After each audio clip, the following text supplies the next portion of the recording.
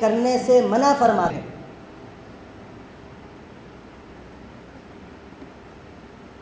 عقائد کی درستگی کے بعد انسانی نجات کا مدار انہی دو اجزاء پر ہے۔ اگر انسان نجات چاہتا ہے، مسلمان اور مومن نجات چاہتا ہے، تو اس کے لیے ضروری ہے کہ ان دو اجزاء پر عمل کرے۔ جن کاموں سے اللہ رب العزت نے منع فرمایا رک جائے، جن کاموں کو کرنے کا حکم دیا وہ کرے۔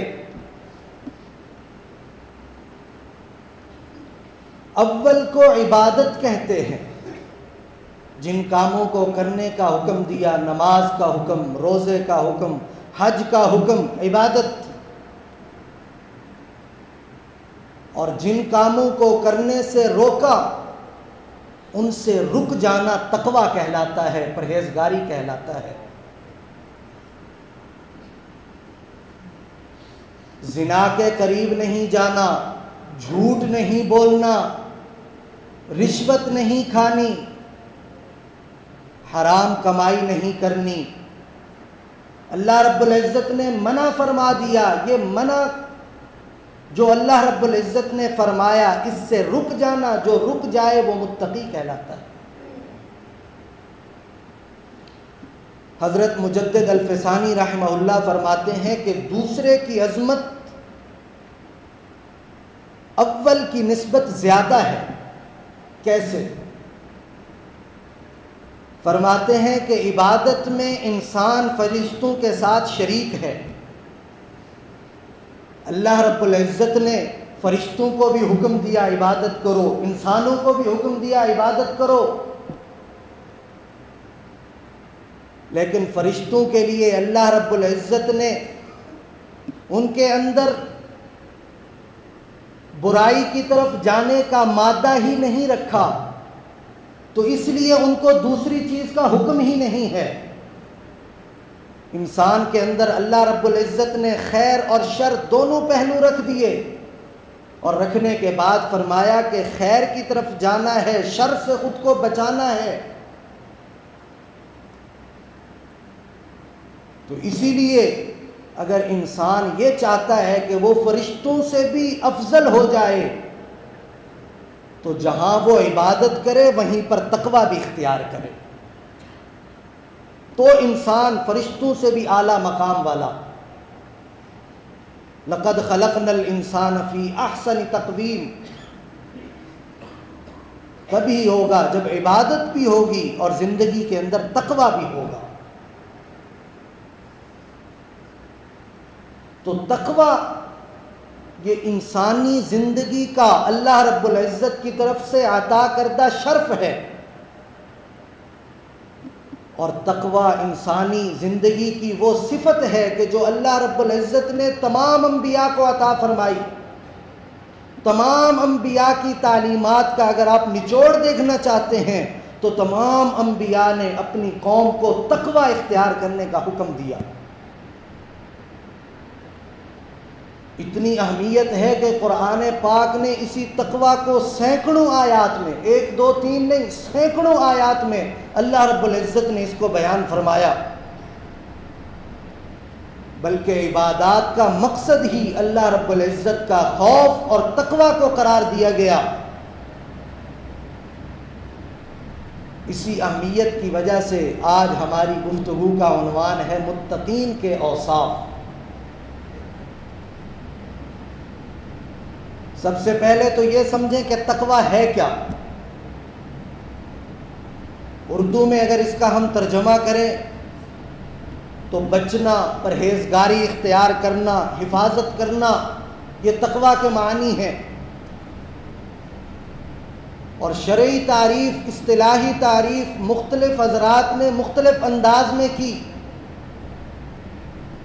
لیکن کوئی تعریف دوسرے سے ٹکراتی نہیں ہے۔ ہم دیکھتے ہیں کہ ایک تعریف، کسی بھی فن کی تعریف کی جائے، ایک محقق جب تعریف کرتا ہے دوسرا اس کے مقابلے میں کرتا ہے تو دونوں میں فرق ہوتا ہے۔ لیکن تقویٰ کی جتنی بھی تعریفات آپ دیکھیں وہ اس کو مکمل کرنے کے لیے، تکمیل کرنے کے لیے۔ امام راغب اصفہانی رحمہ اللہ تقویٰ کی تعریف کرتے ہیں، اپنے نفس کو گناہوں سے بچا لینا یہ تقویٰ ہے۔ اور آگے فرماتے ہیں کہ بعض اوقات گناہوں سے بچنے کے لیے مباح چیز بھی چھوڑنی پڑتی ہے۔ ایک جائز کام ہے لیکن اس جائز کام میں آپ پڑھیں گے نتیجتاً گناہ ہوگا، تو فرمایا اس جائز کام کو چھوڑ دینا یہ بھی تقویٰ میں شامل ہے۔ علامہ جرجانی رحمہ اللہ فرماتے ہیں کہ تقویٰ عبادت اور طاعت اور ثواب کے کاموں میں اگر اس کا تعلق ہو تو تقویٰ اخلاص ہے۔ نماز پڑھ رہے ہیں، روزہ رکھ رہے ہیں، زکوٰۃ صدقات دیگر نیکیاں کر رہے ہیں، آپ نے یہ چیک کرنا ہے کہ اس میں تقویٰ ہے یا نہیں، یا کس درجے کا ہے، تو اپنے عمل کا اخلاص چیک کر لیجیے، آپ کا تقویٰ چیک ہو جائے گا۔ اور معصیت اور گناہ کے کاموں میں تقویٰ بچنا ہے، کہ جن جن کاموں سے روک دیا گیا ان سے رک جانا یہی تقویٰ ہے۔ حضرت انس بن مالک رضی اللہ عنہ فرماتے ہیں کہ تقویٰ اللہ رب العزت کی قضا پر راضی رہنا، بلاؤں اور مصیبتوں پر صبر کرنا، اللہ رب العزت نے نعمتوں سے نوازا، جن جن نعمتوں سے نوازا ان کا شکر ادا کرنا، یہ تقویٰ ہے۔ حضرت فاروق اعظم رضی اللہ عنہ نے حضرت ابی بن کعب رضی اللہ عنہ سے پوچھا کہ تقویٰ کیا ہے؟ انہوں نے بڑی خوبصورت مثال دے کر سمجھایا کہ تقویٰ کیا ہے۔ فرمایا کہ آپ جھاڑیوں والی جگہ پر، کانٹوں والی جگہ پر گزرتے ہیں یا نہیں؟ فاروق اعظم رضی اللہ عنہ نے فرمایا بالکل گزر ہوتا ہے۔ پھر پوچھا کیسے گزرتے ہیں؟ فرمایا گزرتا ایسے ہوں کہ اپنے کپڑوں کو سمیٹ لیتا ہوں اور قدم رکھتے ہوئے دیکھتا ہوں کہ جس جگہ کانٹے نہ ہوں اس جگہ قدم رکھتا ہوں، پھر اٹھاتے ہوئے اگلا قدم جب رکھنا ہوتا ہے اس جگہ رکھتا ہوں جہاں پر کانٹے نہ ہوں، صاف ستھری جگہ پر قدم رکھنے کی کوشش کرتا ہوں۔ حضرت ابی بن کعب رضی اللہ عنہ نے فرمایا یہی تقویٰ ہے۔ آپ اپنی معمولات زندگی میں سوچ سمجھ کر جو عمل کرتے ہیں وہ تقویٰ کہلاتا ہے، کہ میں یہ عمل کر رہا ہوں، اللہ رب العزت کا حکم کیا ہے، اس معاملہ میں حضور علیہ السلام کی تعلیمات کیا ہیں، اگر ان کے مطابق زندگی گزرتی چلی جا رہی ہے تو مبارک ہو، آپ کی زندگی متقیوں والی ہے۔ اگر ایسا نہیں ہے تو پھر ہم نے اپنی فکر کرنی ہے کہ ہماری زندگی متقیوں والی نہیں ہے، اور ہم نے اپنی زندگی کو متقیوں کے مطابق لانا ہے، اللہ رب العزت کے حکموں کے مطابق لانا ہے، اور اس کے لیے کوشش کرنی ہے۔ تقویٰ اختیار کرنے والے متقی کہلاتے ہیں۔ متقیوں کو اللہ رب العزت قرآن پاک میں بیان فرماتے ہیں کہ متقی ہیں کون۔ چند صفات بیان کرنے کے بعد فرمایا کہ یہ لوگ متقی ہیں۔ فرمایا لیس البر ان تولوا وجوہکم قبل المشرق والمغرب، تمہارے چہروں کا مشرق کی طرف ہونا یا مغرب کی طرف ہونا یہ کوئی نیکی نہیں ہے، کہ تم نے چہرہ کس طرف کیا ہوا۔ لوگ کہتے کہ انہوں نے بیت المقدس سے بیت اللہ کی طرف کیوں منہ پھیر لیے؟ اللہ رب العزت نے فرمایا اس کا تقویٰ کے ساتھ، نیکی کے ساتھ کوئی تعلق ہی نہیں ہے، جو اللہ رب العزت نے حکم دیا وہی کرو، یہ تمہاری ذمہ داری نہیں ہے، یہ اللہ رب العزت پر ہے کہ جس طرف حکم دے دیں، تمہارے ذمے کیا کام ہے۔ وَلَٰكِنَّ الْبِرَّ مَنْ آمَنَ بِاللَّهِ، تمہارے ذمہ یہ ہے کہ اللہ رب العزت پر ایمان لے آؤ، یہ تمہارا کرنے کا کام ہے۔ یہ فیصلے کرنا کہ منہ مشرق کی طرف کرنا ہے، مغرب کی طرف کرنا ہے، یہ تمہارا کام نہیں ہے، یہ تقویٰ نہیں ہے۔ تقویٰ کیا ہے؟ نیکی کیا ہے؟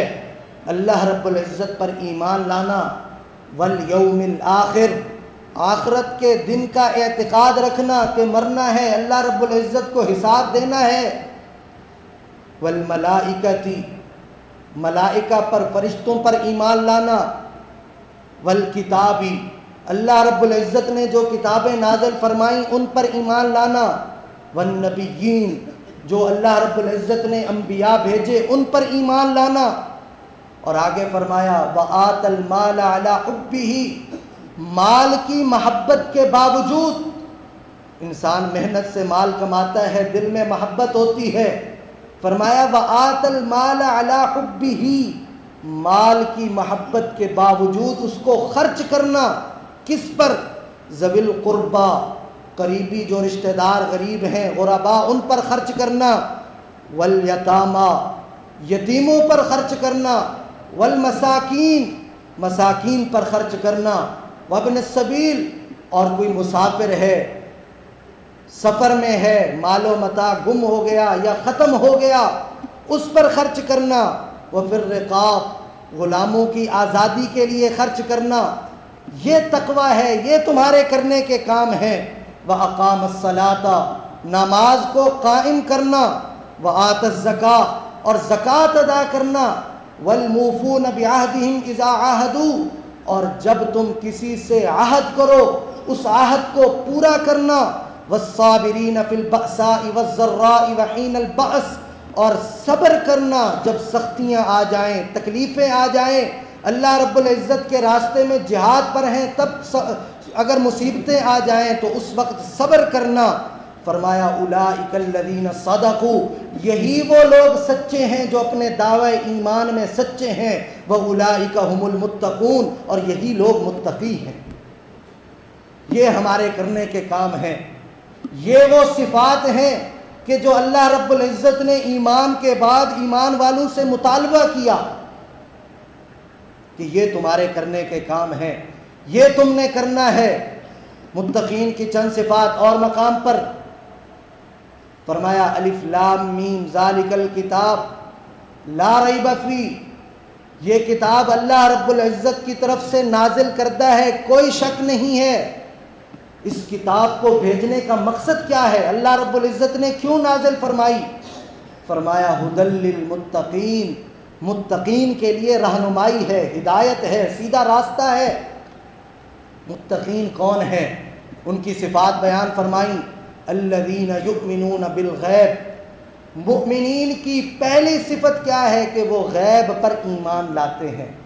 ایمان بالغیب اللہ رب العزت کو بڑا محبوب ہے، ایمان تصدیق کا نام ہے، تو غیب کی تصدیق کرنا، اللہ رب العزت کو دیکھا نہیں لیکن قرآن نے بتایا، حضور علیہ السلام نے بتایا کہ لا الہ الا اللہ، معبود صرف اور صرف اللہ رب العزت کی ذات ہے، مان لیا، ایمان لے آئے، یہ ایمان بالغیب ہے۔ اور یہ مؤمنین کی، متقین کی پہلی صفت ہے کہ اپنے عقائد کی درستگی کرتے ہیں، عقائد درست کرتے ہیں، اللہ رب العزت کی ذات پر ایمان لاتے ہیں، اور جن امور کا یقینی ہونا قرآن سے ثابت ہے، احادیث متواترہ سے ثابت ہے، اجماع امت سے ثابت ہے، ان پر یقین رکھتے ہیں، تو مؤمنین کا ایمان ان کے تجربات کا محتاج نہیں ہوا کرتا، مشاہدات کا محتاج نہیں ہوا کرتا، محسوسات کا محتاج نہیں ہوا کرتا، بلکہ وہ ان چیزوں کے غلام نہیں ہوتے، وہ اللہ رب العزت کے دین کی غلامی میں آتے ہیں، حضور علیہ السلام کی غلامی میں اپنے آپ کو دے دیتے ہیں۔ اور حضور صلی اللہ علیہ وسلم کی غلامی میں آنا کیا ہے کہ جو بھی حکم حضور علیہ السلام نے دے دیا، ذہن کو لگ رہا ہے یا نہیں لگ رہا، دل تسلیم کر رہا ہے یا نہیں کر رہا، اس پر ایمان لے آنا، اس کی تصدیق کرنا، اس کو دل سے ماننا، یہ محمد کی حقیقت میں غلامی ہے۔ اسی لیے تو شاعر کہتا ہے کہ محمد کی غلامی دین حق کی شرط اول ہے۔ شرط اول ایمان کی کیا ہے؟ حضور علیہ السلام کی غلامی، حضور صلی اللہ علیہ وسلم کی غلامی کا یہی معنی ہے کہ جو حضور صلی اللہ علیہ وسلم نے بتا دیا اس پر ایمان لے آنا، اس کو دل سے تسلیم کر لینا، اس پر عمل کر لینا۔ محمد کی غلامی دین حق کی شرط اول ہے۔ اسی میں ہو اگر خامی تو سب کچھ نامکمل ہے۔ اگر اس میں کمی آ گئی تو دیگر عبادات کا پھر کوئی فائدہ نہیں۔ اول شرط ہی یہ ہے۔ اور اصول کیا ہے؟ اذا فات الشرط فات المشروط۔ جب شرط ہی نہ پائی جائے تو مشروط کا کوئی فائدہ نہیں ہوا کرتا۔ تو یہ پہلی شرط ہے ایمان کی، ایمان بالغیب۔ حضور علیہ السلام نے لوگوں سے پوچھا کہ اے لوگوں یہ بتاؤ کہ سب سے عجیب ایمان کس کا ہے؟ صحابہ کرام رضوان اللہ علیہم اجمعین نے عرض کیا یا رسول اللہ صلی اللہ علیہ وسلم، سب سے عجیب تعجب والا ایمان ملائکہ کا ہے۔ حضور صلی اللہ علیہ وسلم نے فرمایا ملائکہ کا ایمان کس طرح تعجب والا ہے، کس طرح عجیب ایمان ہے؟ ان کا ایمان عجیب نہیں ہے، وہ اللہ رب العزت کی خدمت میں ہیں، اللہ رب العزت ان کو حکم دیتے ہیں، تعمیل کرتے ہیں۔ پھر پوچھا کس کا ایمان؟ فرمایا آپ کے صحابہ کا ایمان۔ فرمایا نہیں، میرے صحابہ کا ایمان کس طرح عجیب ہے، میرے سینکڑوں معجزات دیکھے۔ اور پھر فرمایا کہ سب سے عجیب ایمان، سب سے پسندیدہ ایمان ان لوگوں کا ہے کہ جو میرے بعد پیدا ہوں گے، جنہوں نے مجھے دیکھا نہیں اس کے باوجود مجھ پر ایمان لے آئے، ان کا ایمان سب سے پسندیدہ ہے۔ اور حضور علیہ السلام نے ارشاد فرمایا کہ میرے دل میں بڑا اشتیاق ہے میں اپنے بھائیوں کو ملوں۔ صحابہ کرام رضوان اللہ علیہم اجمعین نے عرض کیا یا رسول اللہ صلی اللہ علیہ وسلم، کیا ہم آپ کے بھائی نہیں ہیں؟ فرمایا نہیں، تم میرے صحابی ہو، میرے بھائی وہ لوگ ہیں کہ جو میرے بعد پیدا ہوں گے، جنہوں نے مجھے دیکھا نہیں اور پھر بھی مجھ پر ایمان لے آئے، وہ میرے بھائی ہیں اور ان کو ملنے کا میں اشتیاق رکھتا ہوں۔ تو میرے بھائیوں، ہم اپنے آپ پر غور کریں، کیا ہم اس قابل ہیں؟ ہمارے اعمال اس قابل ہیں؟ ہمارا ایمان اس قابل ہے کہ ہم حضور علیہ السلام کا سامنا کر پائیں؟ حضور صلی اللہ علیہ وسلم ہم سے ملنے کا اشتیاق رکھتے ہیں اور ہم کس طرف چلے جا رہے ہیں؟ یہ ہم نے اپنے اعمال پر غور کرنا ہے۔ یہ مومنین کی پہلی صفت یہاں جو بیان ہوئی، ایمان بالغیب، غیب پر ایمان لانا۔ دوسری صفت نماز کو قائم کرنا، وَيُقِيمُونَ الصَّلَاةَ، نماز کو قائم کرنا۔ حضور علیہ السلام دنیا سے جا رہے ہیں، آخر میں بھی یہی فرما رہے ہیں کہ میری امت نماز کا خیال کرنا، الصلاۃ الصلاۃ امتی امتی۔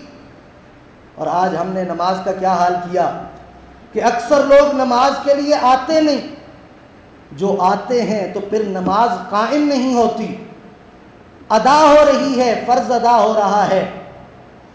اللہ رب العزت فرما رہے ہیں یقیمون الصلاۃ، نماز کو قائم کرو۔ قیام میں کیا آتا ہے؟ باجماعت ادا کرنا، خشوع و خضوع اختیار کرنا، ارکان نماز، قیام، سجود، رکوع، قومہ، جلسہ، سب کچھ اچھے طریقے سے ادا کرنا، اچھے طریقے سے تلاوت کرنا۔ اور نماز کے لیے اتنی تلاوت، اتنا قرآن پاک یاد کرنا کہ جو نماز میں پڑھا جائے، جس کے بغیر نماز ہی نہیں ہوتی، یاد رکھیں یہ فرض ہے۔ اور پھر لحن جلی والی غلطی سے اپنے آپ کو بچانا، قرآن پاک کی تصحیح کرنا۔ لحن جلی کیا ہوتا ہے؟ وہ غلطی کہ جو اگر آپ نماز میں کر لیں تو نماز ہی ٹوٹ جاتی ہے، ہمیں پتہ ہی نہیں ہے۔ اسی لیے تو حضور علیہ السلام نے ارشاد فرمایا کہ جب ایک عجمی، غیر عربی، جب ایک عجمی شخص قرآن پاک کی تصحیح کی کوشش کرتا ہے، صحیح مخرج ادا کرنے کی کوشش کرتا ہے، تو اللہ رب العزت عربی کے مقابلہ میں اس کو دوہرا اجر عطا فرماتے ہیں۔ یہ اسی وجہ سے ہے کہ محنت زیادہ لگتی ہے۔ آج ہم دنیاوی امور کے لیے کتنی محنت کرتے ہیں، اگر محنت نہیں کرتے تو دین کے لیے نہیں کرتے، قرآن پاک کو سیکھنے کے لیے نہیں کرتے۔ اگلی صفت بیان فرمائی کہ وہ خرچ کرتے ہیں۔ فرمایا لن تنالوا البر حتى تنفقوا مما تحبون، تمہاری نیکی اس وقت تک مکمل نہیں ہو سکتی کہ جب تک تم اپنی پسندیدہ چیز خرچ نہیں کرتے۔ حضرت ابو طلحہ رضی اللہ عنہ نے جب یہ آیت سنی، جب یہ آیت نازل ہوئی تو دیکھا کہ میرا سب سے پسندیدہ میرا وہ باغ ہے کہ جس کو حضور صلی اللہ علیہ وسلم بھی بڑا پسند فرمایا کرتے تھے۔ حضور صلی اللہ علیہ وسلم اس باغ میں تشریف لایا کرتے تھے، اس کے کنویں سے پانی پیا کرتے تھے۔ انہوں نے دیکھا کہ میرا یہ مال سب سے زیادہ محبوب ہے، فوراً اللہ رب العزت کے راستے میں صدقہ کر دیا۔ حضرت عبداللہ بن عمر رضی اللہ عنہ نے جب یہ آیت سنی تو انہوں نے اپنے مال کو ٹٹولا، دیکھا کہ سب سے زیادہ پسندیدہ ان کے مال میں ایک رومی لونڈی ہے۔ انہوں نے فوراً اللہ رب العزت کے راستے میں اس کو آزاد کر دیا۔ یہ صحابہ کرام رضوان اللہ علیہم اجمعین کا ایمان تھا۔ اگلی صفت مومنین کی، متقین کی، کہ وہ اپنے عہد کو پورا کرنے والے ہوتے ہیں۔ اوفوا بالعہد، اللہ رب العزت نے فرمایا عہدوں کو پورا کرو۔ ان العہد کان مسئولا، تمہارے عہدوں کے بارے میں تم سے پوچھ ہوگی۔ حضور علیہ الصلوۃ والسلام نے فرمایا لا دین لمن لا عہد لہ، اس شخص کے دین کا ہی کوئی اعتبار نہیں ہے کہ جو اپنے عہد کا خیال نہیں کرتا۔ آج ہم وعدے کر کے مکر جاتے ہیں، معاہدے کر کے پیچھے ہٹ جاتے ہیں۔ تو میرے بھائیوں، اگر ایسا ہم کر رہے ہیں تو متقین کی صفات میں کمی ہے۔ ہم وہ صفات ہمارے اندر پوری نہیں ہیں، ان کو پورا کرنے کی کوشش کرنی ہے۔ اور تقوی اختیار کرنا کتنا ضروری ہے، میں نے ابتداءً عرض کیا کہ اللہ رب العزت نے ہر امت کو حکم دیا کہ تم تقوی اختیار کرو۔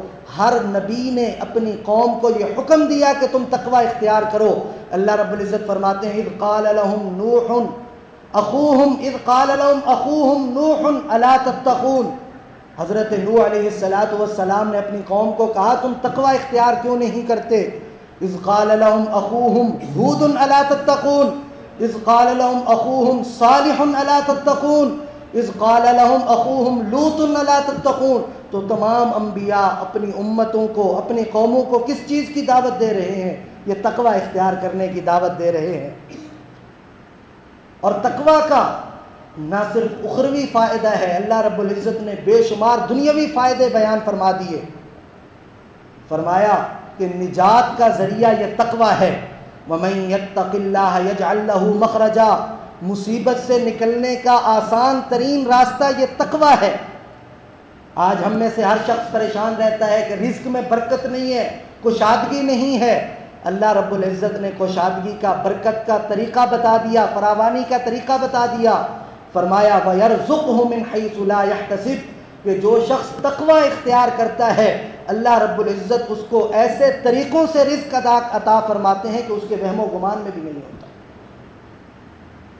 کاموں میں آسانی، آج ہم میں سے ہر شخص پریشان ہے، کام مشکل ہوتے چلے جا رہے ہیں کہ ہماری ڈیل ہونے لگی، فائنل ہونے کے قریب تھی، نہیں ہو پائی۔ انٹرویو دینے گیا، بڑا اچھا انٹرویو ہوا، دوبارہ کال ہی نہیں آئی۔ بچی کا رشتہ دیکھنے آئے تھے، بڑے خوش گئے، واپس جواب ہی نہیں دیا۔ مختلف طریقوں سے ہم پریشان ہیں۔ یہ پریشان کیوں ہیں؟ اللہ رب العزت نے اس پریشانی سے نکلنے کا جو راستہ بتایا وہ تقوی ہے۔ فرمایا وَمَن يَتَّقِ اللَّهَ يَجْعَل لَّهُ مِنْ أَمْرِهِ يُسْرًا، کہ جو شخص تقوی اختیار کرتا ہے اللہ رب العزت اس کے معاملات میں آسانی پیدا فرما دیتے ہیں۔ اور تقوی کا اتنا بڑا فائدہ اللہ رب العزت فرماتے ہیں کہ جو شخص تقوی اختیار کرتا ہے وہ میرا محبوب بن جاتا ہے۔